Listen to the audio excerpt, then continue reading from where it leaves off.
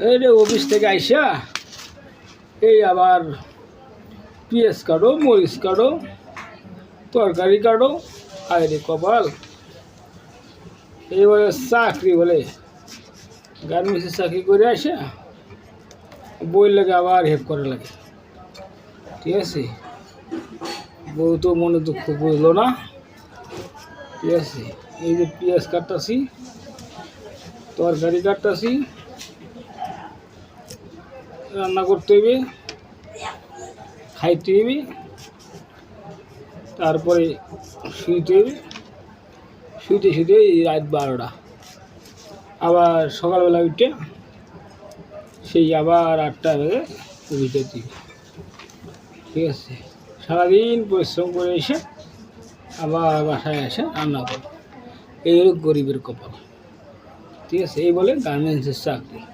কি সুখ আর সুখ, সুখে কপালে অসুখ হয়ে যেতেছে। এই তো সুখ, কপালে আর হয়ে যেতেছে না। দেখেন কি সুখ। এই দুঃখ বোঝার মানুষ নাই, দুঃখ বোঝার মানুষ নেই, বুঝছেন ভাই। দেখেন এই যে পেঁয়াজ কাটতেছি, পেঁয়াজ কাটলে সবচেয়ে কষ্টকর কাজ হলো পেঁয়াজ কাটা।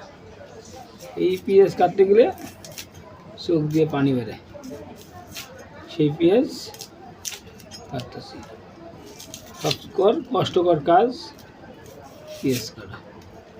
দেখছেন, এই পেঁয়াজ কাটা সুন্দর করে কাটতে হবে, তাহলে ভাজিটা সুন্দর হবে।